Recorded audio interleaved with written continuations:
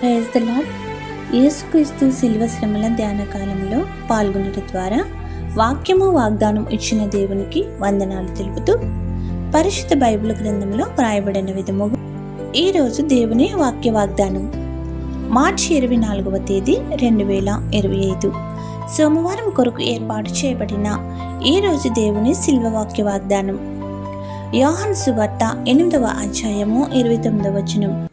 నన్ను పంపినవాడు నాకు తోడై ఉన్నాడు, ఆయనకిష్టమైన కార్యము నేనెల్లప్పుడూ చెయ్యుదును. ఆమేన్. ప్రియమైన దేవుని జనాంగమా, క్రీస్తుని తండ్రి తన చిత్తము చొప్పున మనిషి కుమారునిగా ఎలాగైతే పంపెనో మనల్ని కూడా తల్లి గర్భమందు రూపొందింపబడక మునిపే ఎన్నుకున్న తండ్రి అయిన దేవుడు మన కోసం కూడా ఒక ప్రణాళికను నిర్దేశించి ఉన్నారు.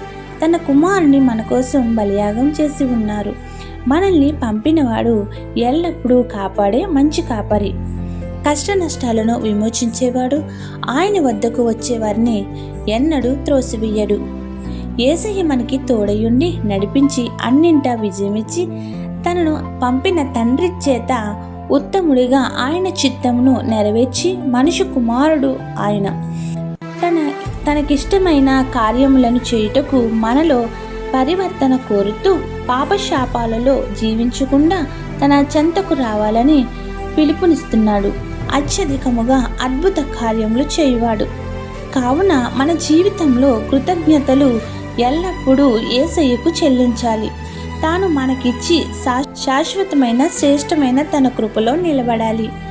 మనం ఆయనకిష్టమైన వారముగా ఆయన కార్యములు పొందుతున్న మనము క్రయధనము చేత కొనబడిన వారముగా ఆయనకు ఇష్టమైన కార్యములు చేయుచున్నామా లేదా అని మనము పరిశీలించుకోవాలి.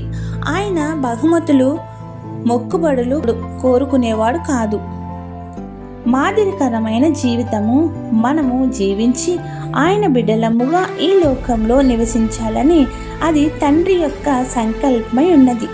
కావున ఈ శిలువ శ్రమల ధ్యాన కాలంలో కొనసాగుతున్న మనపై శిలువనాథుడైన యేసుక్రీస్తు కాపుదల ఇచ్చి సంరక్షించును కాక. ఆమేన్. ఇట్లు దేవుని సువార్త పరిచర్యలో మీ సహోదరి. ఆమేన్. God bless you. అందరికీ మరణాత.